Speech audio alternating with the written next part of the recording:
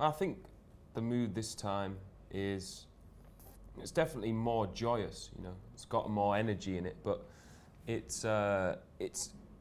takes threads, I think, of parts of happiness. I think we went down one route with Exile, and we took the darker elements we took songs like Evelyn and things, and we went down that path. And I think this leads off from a different side of it. You know, songs like Wonderful Life that are more hopeful and stuff, and just felt and we needed to express that. You know. Yeah, I think hope. There's always been hope in our music, even mostly in sort of the bleakest moments on the second record. But I think this time we've sort of really embraced that a bit more, the other side of life, the flip side. So the making of the record was more enjoyable, and I think it's good for us to show that other side, because like I said, it's always been in there, the hope, but now we're just sort of letting it out a bit.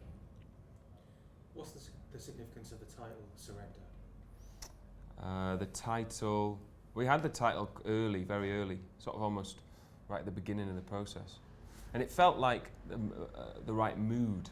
You know, there's something about letting go and a freedom that comes with it that we felt we needed to try and do when we were writing the music, is throw away all the blueprints and the plans and sort of just try and move forward. And that was where it came. And it all felt like that. When we had that title, that's where it all sort of circled around. Yeah, I think in the past we tend to we cage ourselves away when we make music, foolishly probably. And so this time we were like, let's try and have a bit more freedom, maybe travel, maybe don't work every single hour of the day, maybe don't live in a tiny flat together and make music.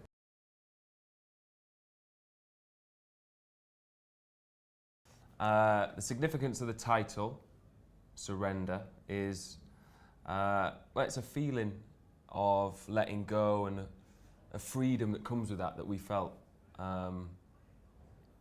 sort of encapsulated when we started making the record, and we had the title right at the beginning, and everything's just sort of the way we lived and the way we approached making it all sort of fell under that emotion. It's quite an extreme emotion, you know. It can be one of two ways as well. There's a positive side, and there's also a negative undercurrent to it, I think, which we can't really avoid.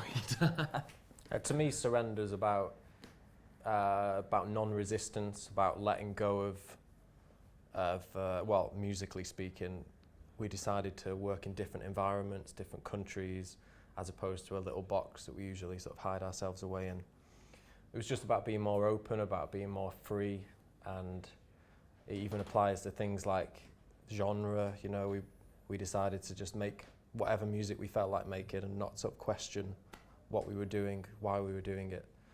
And that all sort of comes under the umbrella of the title, really, which we had before we had any songs.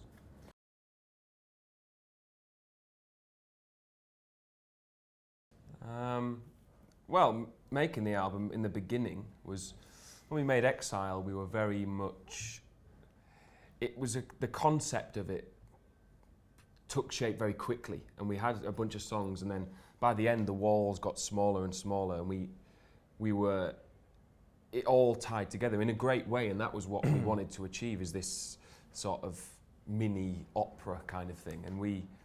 But by the end of that it was quite tiresome, and I think the only way we could move forward was by just throwing all the blueprints out for what a Hurt song and things could be, and freeing ourselves up. So we just started by saying, right, let's just write music, you know, let's just see what comes without overthinking it and concern. And it all took place over the last year, you know. It was, once we'd finished Exile, it was quite kind of, we'd exercised all the demons, and it was sort of, we'd moved on by the time it had been released, you know.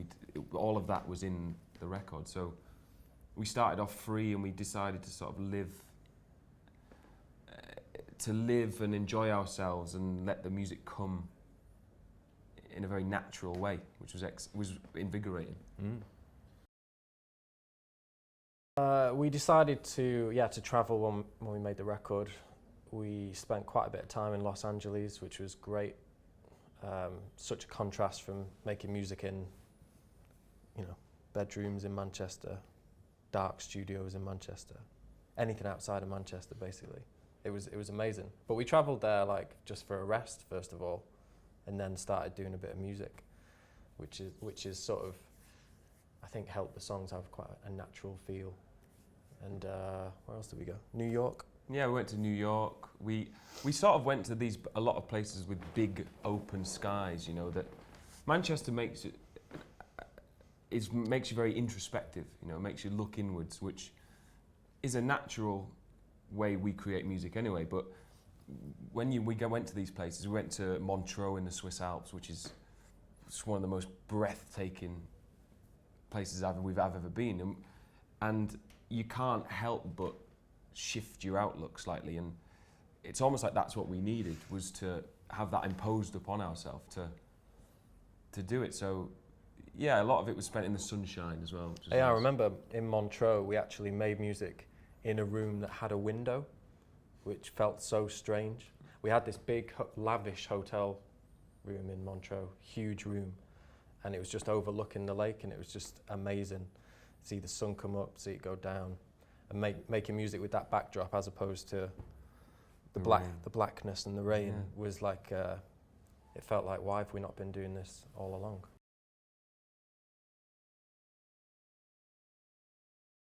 I think one of the things about this album is we collaborated with other people, which gave us probably some needed perspective. We worked with Stuart Price, who gave our music more of a directness and made it a bit crisper. And I think after the last album, which was quite full, we needed someone to sort of take some parts away, streamline it a bit. And because he's got such a great pop brain, he was inspiring. He had this amazing studio. It was like in Beverly Hills, like incredible environment to make music.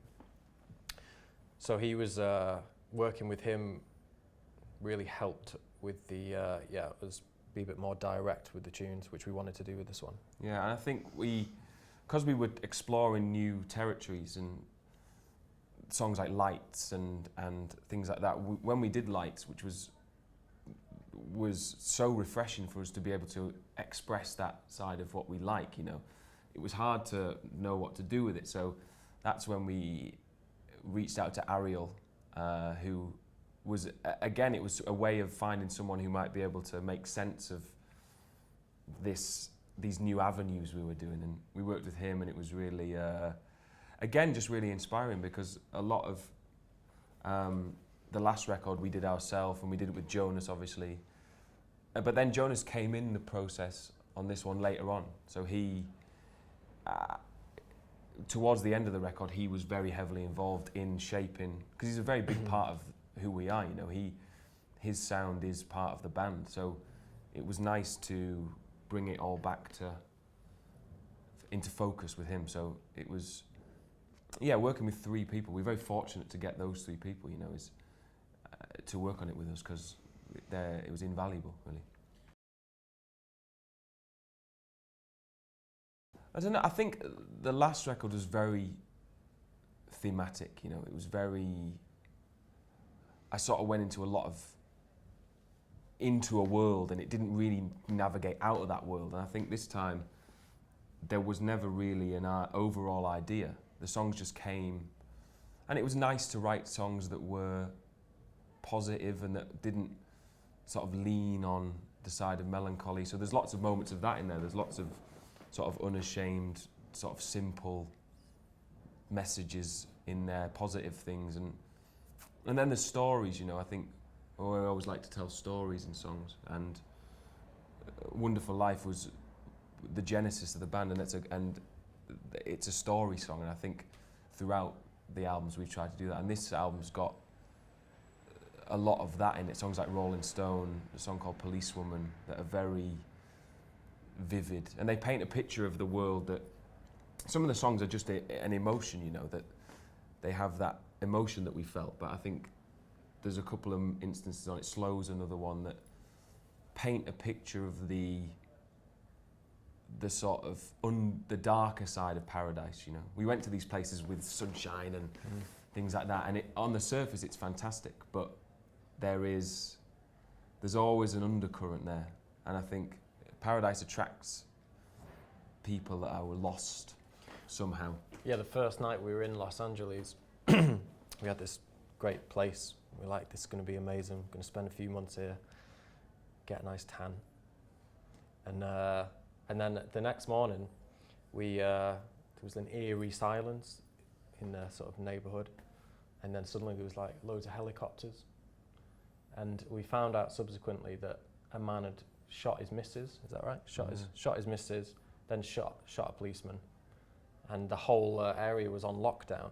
I think straight away you realise that behind the sort of facade, there's definitely something darker going on there. There's a lot of sort of loneliness, I think, in places like that. Yeah, it's exciting environment to write music, and that those two worlds exist, you know, because we were exploring this one side and then we were finding out about the other side, and I think that there's definitely moments of both on the record, which was great to end up with that, you know, because we didn't set out with a plan, but it's great that it reflects themes that we've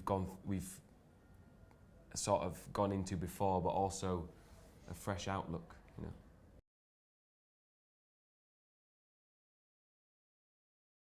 I think my favourite track on the album is probably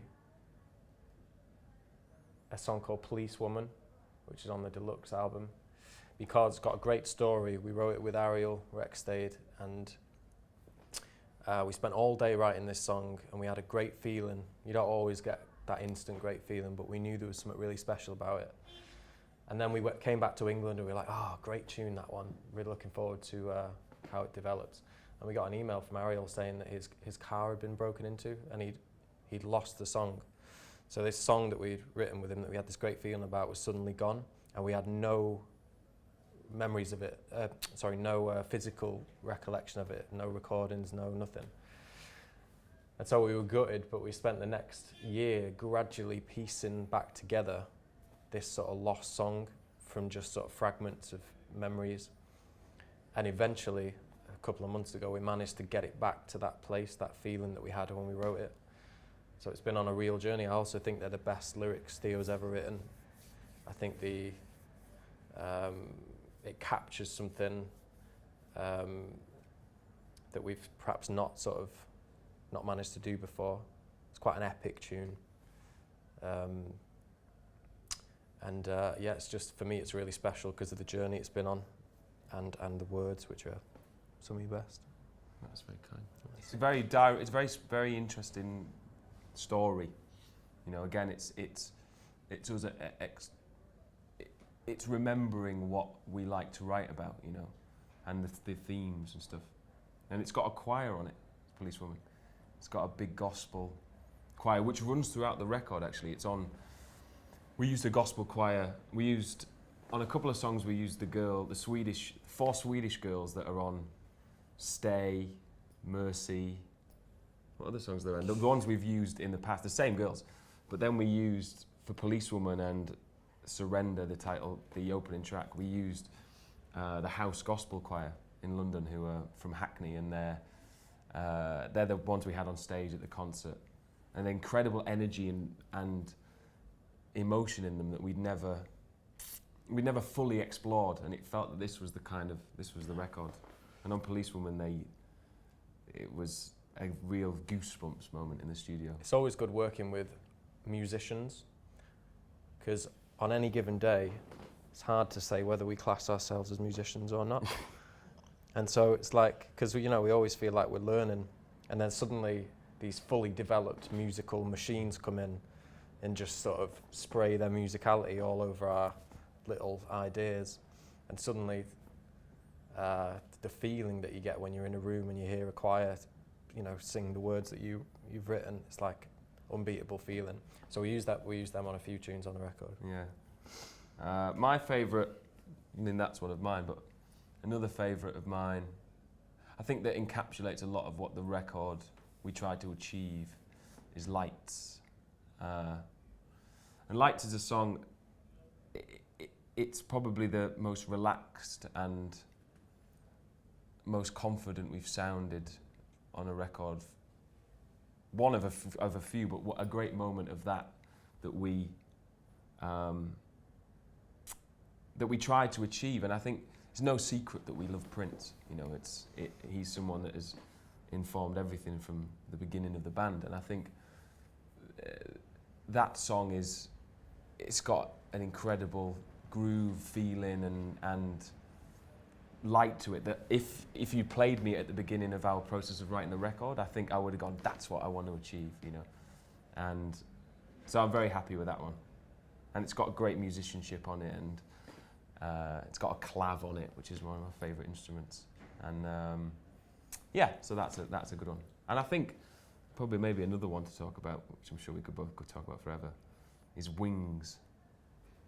A song called Wings, which is a huge moment on the album. And when we wrote it, it was, you know, it's a ballad in the sense of a lot of our other songs tend to be around the area, but it's the most positive and uplifting ballad we've ever done, really. And we never thought we could do that type of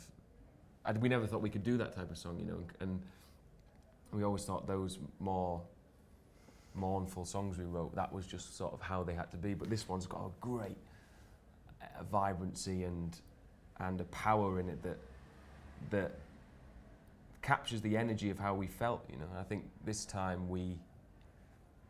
it's a reflection of our personality, in as much as a song like Mercy was last time, or a song like Wonderful Life was in the first record, you know. I can see, looking in the future, I can look back at myself in that song and go, that's how I felt like. It was a good time.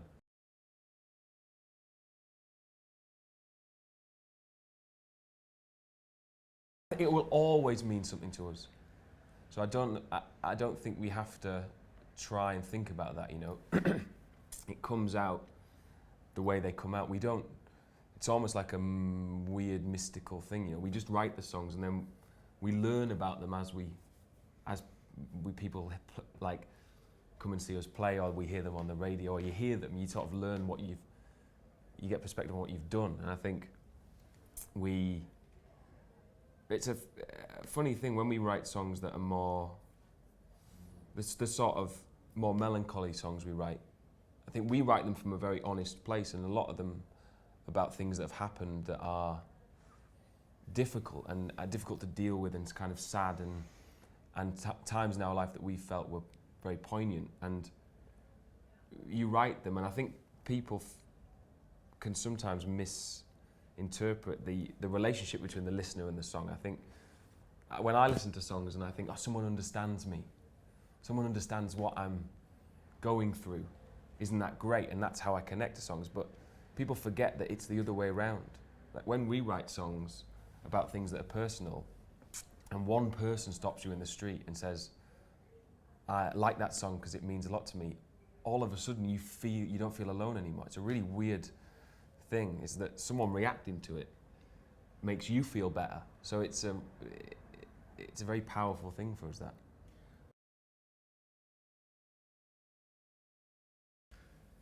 I mean, the response can be quite intense, because predominantly the songs are very emotional songs, and one of the great things about it is you soundtrack people's lives, and it's a responsibility, and it's an amazing thing, but it can be a double-edged sword in a sense. The best reaction is that a song that you've written has meant so much to someone that it's turned their life around, and we've got songs that have done that for people, and like, what a reward to you make music in a bedroom. You don't ever think anybody will hear it, or we didn't at the beginning, and suddenly it's like turning someone's life around. I got a message the other day on my phone from a girl in Hawaii. She must be our only fan. There may be a couple, but I'm expecting it to just be the one. And she said that she had this, she'd been really ill for a long time, and Wonderful Life had really sort of helped change her perspective on how she felt about herself and the world. And it's like things like that are just like unbeatable, make you want to carry on making music.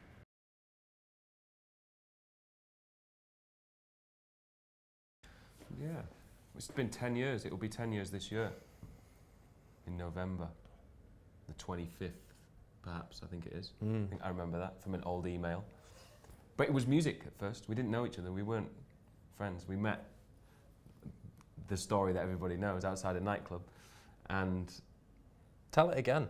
it was, we met outside a nightclub, there was a fight. And it was music at first, you know.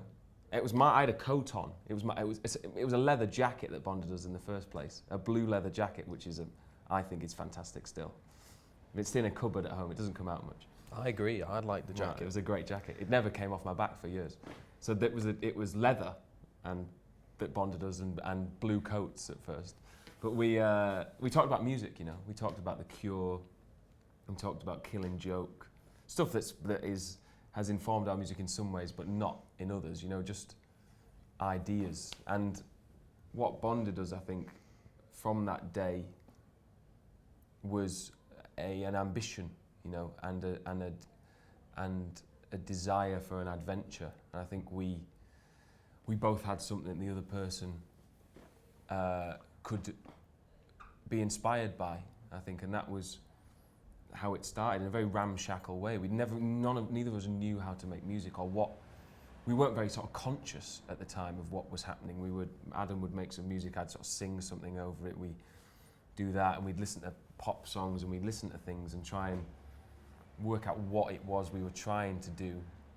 And you sort of spend your early time trying to be other things, and then eventually you arrive at what you actually are. Sort of the sum of the failures to be somebody else is what makes you the band you are. And I think that is, when we hit Hurts, that was the moment we both sat and a song came out and we went, it was a very peculiar moment. I remember it very vividly. It was unspoken. I remember where we wrote it and everything.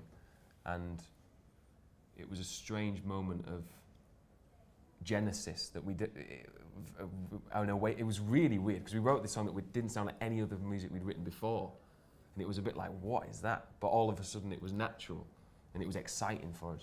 I remember with that tune, we had one night to record it because we had no gear, well, no money, no sort of computer. I think mine had broke. So we had one night, we borrowed this girl's computer, and Theo was singing the words into the laptop because we didn't have a microphone. These really emotional words. Yeah, yeah. And then I remember Theo's got a picture. I sat there programming the tune for the entire night because we knew that 9 o'clock in the morning the computer was going back. And so that was the story of that tune. But it's been 10 years, but I think right at the beginning, even though we were raw and didn't really know we definitely didn't know what we were doing, we were always really determined. And I think that's, from my memories of people we used to hang out with, other bands, no one was as determined as we were. I think that's really that sort of is at the core of our relationship. We've always worked really hard at making music. The feeling we have though, like when we made this last record, we're as excited about it, you know, because it doesn't feel like we sort of have arrived. It feels like we're navigating through our journey, you know, and the music we made at the beginning when we first met felt like that, and it still feels like everything still feels fresh, and I think we have to keep challenging ourselves and pushing ourselves on to keep that, and by setting the boundaries wider and wider and taking little routes down things, it keeps it. It's very exciting for us because we take influence from all sorts of things. You know, it's not. We don't sit and listen to one type of music. We try and, in our daily life, we like all sorts of things. So I think, and we're very inquisitive as people, and so we'll hear a song and we'll go, maybe we could try that, or maybe we could try that, and that sense of wonder, I guess, has not really left us, which we're very grateful that we've sort of held on to it.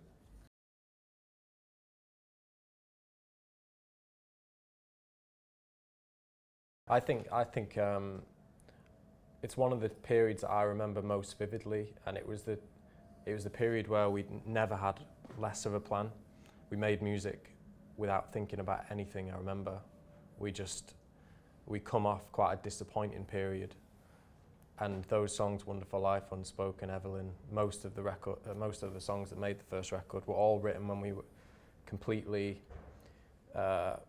we didn't make music for any purpose. We didn't think anyone was going to listen to it. We just made music very naturally without overthinking it, and you can hear it in the songs. They capture our lives exactly as they were at that moment. Yeah. And you don't get many opportunities as musicians to have that period where you write songs almost unconsciously. You don't think about the purpose of them, the end result, who's going to listen, what it should sound like. You just do it, and every now and then you get periods like that as a musician where you're free of, you have great perspective, and that was definitely a period. So I'd say the secret behind those early songs was we didn't really think about it too much. Yeah, I think that was the moment we'd found who we were and what music we made. And there's a funny thing when you, as a musician, is you do all these things, and you have these favourite bands, and you go, I want to sound like this band, I want to sound like this band. And then one day you write this, something comes out naturally and pure, and you go, this is the music that we make as people, that comes out of us. And so then you go, okay, that's what it is. Let's now just make that as good as it is and stop trying to be anybody else. And I think when we found that, and we found the enjoyment in it, that was when the only sort of plan we had was always to keep that uniqueness, you know, and to stride forward as our own path, and not try and copy anyone else, not try and be anything else, just be sort of, just keep that vision, I think.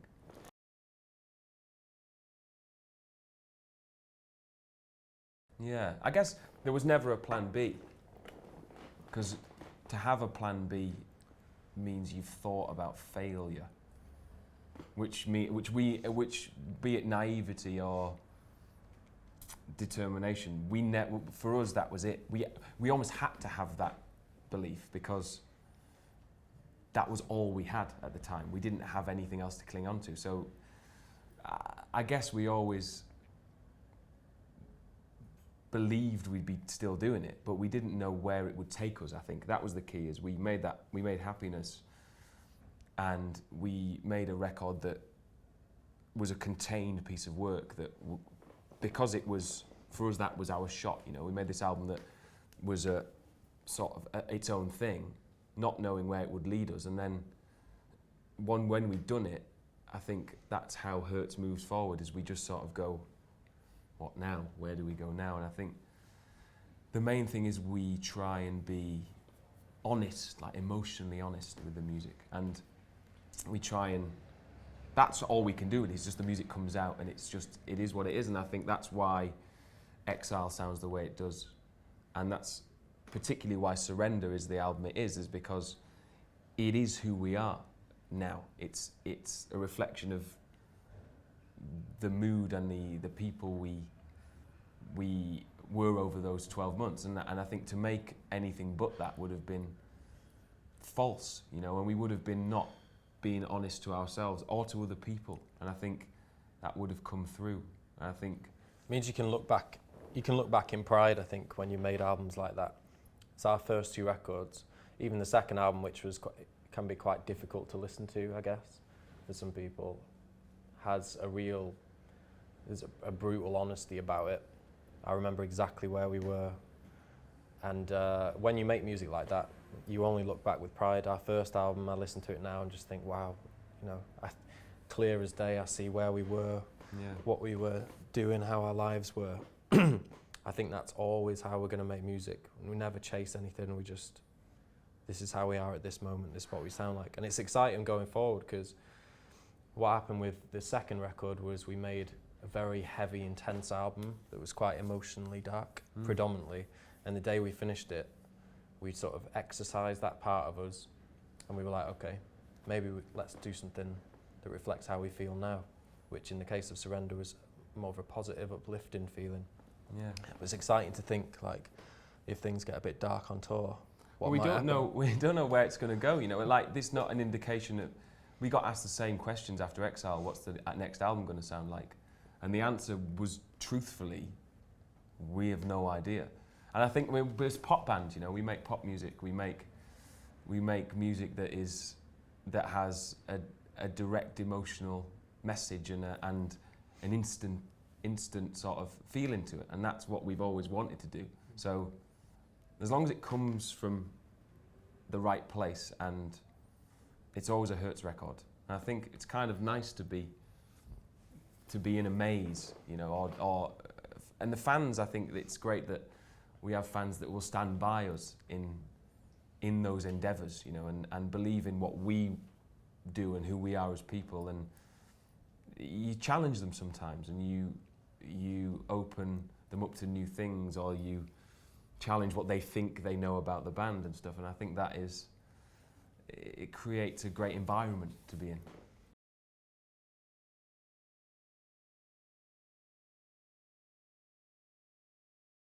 I think right from the beginning, I don't think we ever saw ourselves as some sort of alternative indie act. We always, right from the start, we made the biggest tunes we could. We had an ambition when we met each other, a blind ambition, because we didn't really have the skills for it. But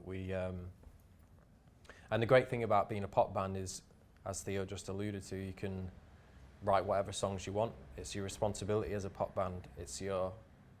You've got a license, a free reign to wake up and make any type of song you want, and it'll still sound like you, you know. And we're not associated with being a guitar band, or, you know, this type of band or this type of band. So every time we write a song, it can be anything. Yeah, it's exciting. And just, I mean, what is it? You know, I don't know what people mean when they say pop. For us, it means it's a feeling. And it's music that is direct in its message and in its ambition, you know, and music that we love, and it's a risk. It's a high risk, you know, pop music. It's a high risk game. I think we're kind of, both of our personalities suit that. We always live on the edge. Like to live on the edge of. That's what makes us feel alive, you know, and taking the risks you have to do with pop music. It's sort of all or nothing, you know. There's no middle ground. You can't be safe, because it's not the purpose. And I think that life and that energy comes through. When you hit a great pop song, you can see that it's somebody putting everything on the line for it. And I think it has the power to sort of affect people in that great way. And it's very honest, you know, it's a taste thing as well, you know. I think we like that. Like I said, we like that sort of music, and we like music that is bold and ambitious, I think.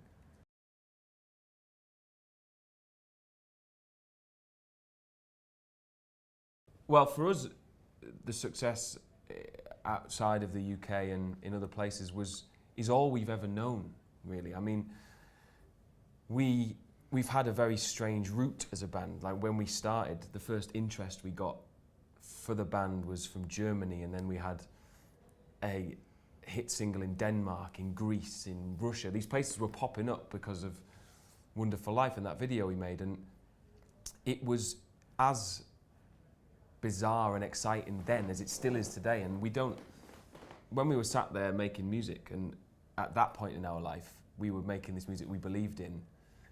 When you get a call and someone says they like your music in Finland, or they like your music in Ukraine or something, the first thing for us was, well, okay, let's go. Because if someone wants to see us play music and likes the music, that's brilliant. Like, I think we have a great loyalty to those places and a great passion, because they made us feel like home. And for a long time, people didn't come to our gigs or didn't listen to our music, and we're sort of sat there going, okay. And then when people do, we really had a passion for it. So we went to a lot of the places and played small shows and got to know people, because it was a great feeling that people were connecting with it. We didn't know why, and we still don't know why, what the reasoning behind it is. But I think that loyalty has been reciprocated, and we're always welcomed in places like they're our home. And in a very honest way, we do feel like that. We don't feel an allegiance to anywhere in particular. We feel that we've got these different areas where people like what we do, and it makes for a very exciting. We're very fortunate, you know. It's a very exciting existence. Yeah, it's very exotic for us at the beginning, right at the beginning, because you got to think we were just sort of stuck in Manchester for a long time, and then suddenly there's a video on the internet knocking about where I think it was like 2010, where we were still living in that situation in Manchester, and we played some award show in Greece, and there was like 15,000 people there in an arena, and there's just the two of us on the stage, and it's like it was such a bizarre time. You know, you go from, like I said, your bedroom, and suddenly you go into all these new places. And we gained a real loyalty with these countries because we went multiple times. Finland, for example, we played to 200 people in a tiny club. The next time we went, a few months later, it was like 1,000. And then eventually we end up headlining festivals in Finland. So every time you go, you feel that sort of sense of loyalty. And also the audiences there feel like they have ownership, and they feel like you're a domestic act in some ways. We have that in lots of countries. And that's exciting as well. But predominantly it's an amazing, fun sort of privilege for a UK band to get to do the things that we do. It's also, you see what you mean to people, you know, and we see reactions from people, and I think that is so powerful. There's no way to not be affected by it when you're playing these gigs and people are singing the words or know the things. We have a great love for that. I also think we've got a great sense of adventure, you know. It's like, it's quite a powerful part of our life, and I think that we still get excited when Some Kind of Heaven is #1 in Kyrgyzstan, like it was 2 weeks ago. Yes. It really made my day, my well, week. it's a #1 record. You know, it's a #1 record, and it's a place where we never. You can't imagine it when you're making music, and that's the beauty of that. And it's amazing to be part of a world where that can happen. You know, that we can be transported to these places and things. It's really, the sense of wonder never really leaves us, I think.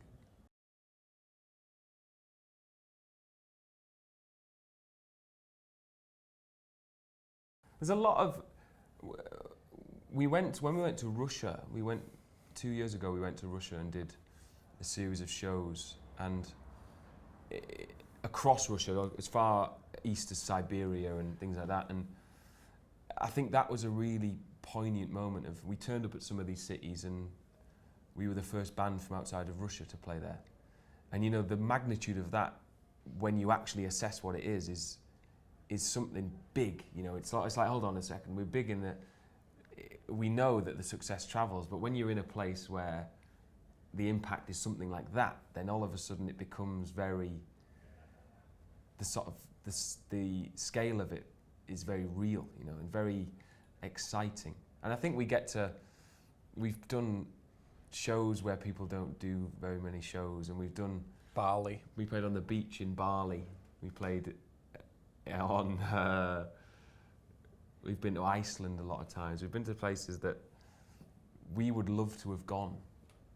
If we would never have had the chance to go, you know, or never would have tried to visit. But I think we've learned a lot about the world, you know. That's kind of the great memories. We learn about people, and we learn. And also it means that when we're in London, it's mostly foreign tourists that stop us and say, hi, thanks. So you sort of like, hey, having a good time, great. So it's exciting.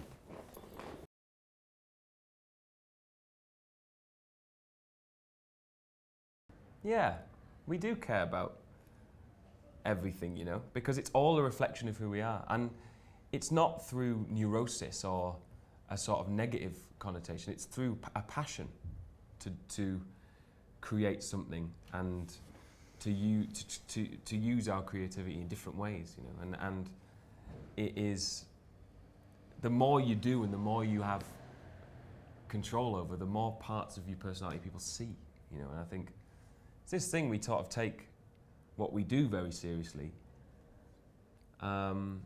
We care, and I think we're immersed in it, you know. It's our life. That's Hertz is what we do. We got a lot of faith in our decision making, because when we when Hertz began, we did everything ourselves, and that's why people liked us, and I think that gives you, sort of reinforces your belief in yourself and your faith in your decisions. Plus, we're both complete control freaks.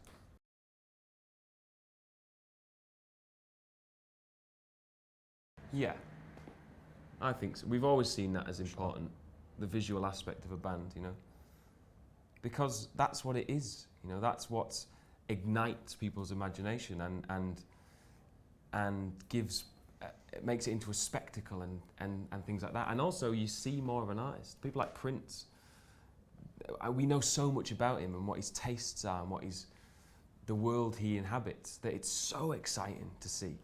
And there's more to music than just music.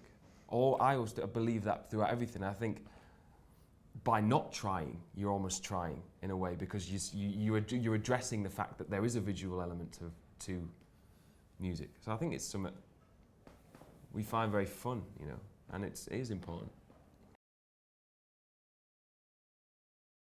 They are very important. I think when we write songs, we think about them very visually. And a lot of the videos we've done have the ideas have come about as the song's been written, and we've scribbled down notes and things like that, and we can't sort of separate them, which is kind of makes it exciting for us. It also makes it quite troublesome sometimes, because sometimes the idea can be something extreme or huge, and you're like, well, that's the only way I can see the song. I think they need it, the songs, as well, because they come from a certain place, some of the songs, that I think we need to show the visual side to make people see the bigger picture of what we're trying to say.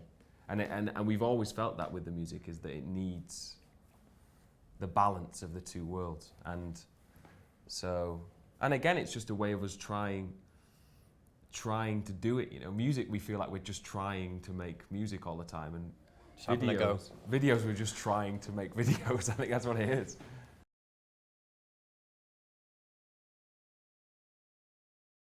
Good question. Yeah. It's hard to say whether we do. Because we vary as a band in different countries on our travels, it's quite difficult to address that. I think it's impossible, really, when you make music, to think specifically about the people that are listening to it, because it's different people all the time. But there's definitely a unity between the fans throughout the world. You know, there's definitely some sort of connection that they have, and they're all very passionate. They're all very involved in the world that we have created. And I think that's a great privilege, you know. And it makes us want to do more. I think that's what it does. Is it makes us want to give them more to be involved in. And we've met lots of them, and they're very lovely, and they're very supportive of what we do, which is.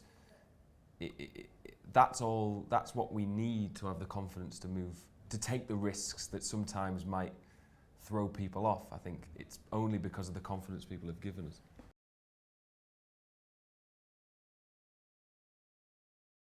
When you do the songs, you sort of do them, and a lot of these songs were written in 2014, you know. So we've lived with them for a long time by the time they've come out. And I think we know as much as we will know about them at this stage, and that we just sort of see them at face value. And as with all of our music, the second you play them at a gig, you go, it's this, it's that, and you just piece it together. So it becomes really exciting to see what you've done and how it affects people and stuff, and the perspective it gives you is really exciting, because for a long time it was just the two of us that heard those songs, and you make up your mind about them, you put them on a shelf, and they are this thing. So I think it is a very fun part, and taking it around the world is really exciting for us. Yeah, being in our position, sort of life is split in half completely. 50% of the time you spent touring, traveling around, talking about your record, playing your songs, playing shows. And that's like an amazing part of it. If you do it too long, you get a bit edgy, and you want to like create music again. And so you do that then, and you plunge yourself into that. And then after certain period of that, you go, "Ooh, quite fancy having a bit of touring again." So I think it's the natural cycle of making albums and touring is great. Yeah. I think now we've written this album, now we're ready to get out, play the songs, make videos. You know, it's a completely contrasting feeling doing that, but I think you need the balance of both. So we're sort of ready now to. Yeah, it's almost not as well. It's not kind of up to us because it's a service. People like our music and they buy our records and they come to the shows. And I think when we play the shows, we very much feel that we're there for them. You know, we're there to play songs, whatever songs they want, and whatever they want from us is we're there to give it back to them. Then as a sort of thank you, really. It's not. We never sort of see it from a us and them kind of thing. It's we sort of go out and it's a chance for us to share that moment with the fans, and it's really exciting.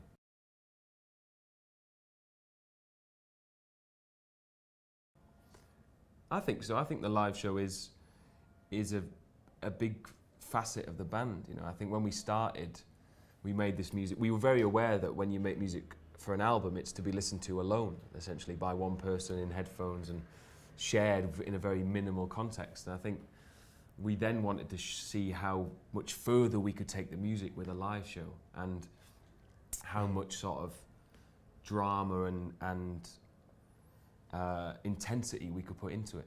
And I think that once you set off on that track, there's sort of no turning back. And we used to treat every gig like that.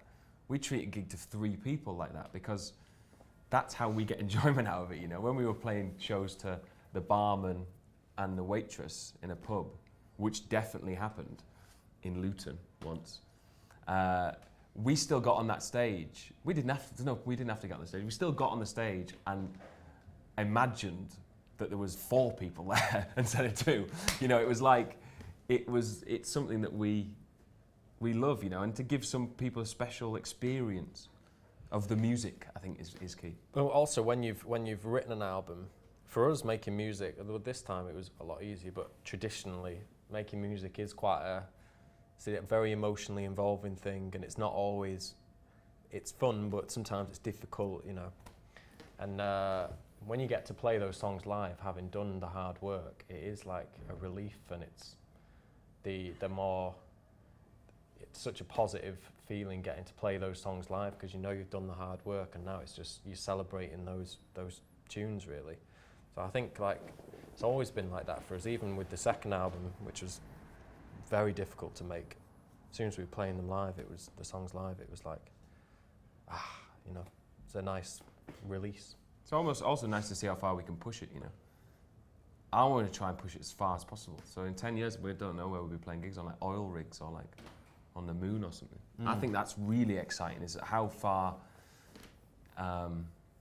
we can go with it to make it bigger and bigger and bigger and bigger. And we invest a lot in that, you know, because it is they're moments that unite people, concerts, you know. It's a shared experience of a one-off thing that can never be experienced again each concert, so it makes you feel alive.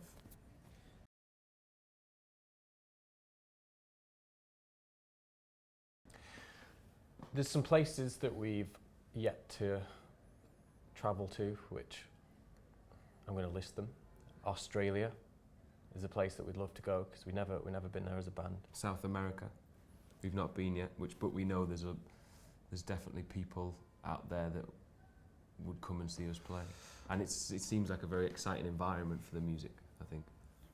Yeah, I think Europe, we've pretty much played every country. There's a few places in Europe that niggle at me because we've not been there. Albania, Georgia, Armenia. Those are 3 places we know. So these are if anybody's watching that wants to offer us some gigs there. Kyrgyzstan, we've not been to. Kazakhstan, Azerbaijan. I think for us, our ambitions are always to just march forward. You know, we've made 3 albums now, and that's an astonishing thing for us at this stage in our career. I think it will always be to push ourselves and to keep taking those risks that make us feel excited and hopefully make everybody else excited.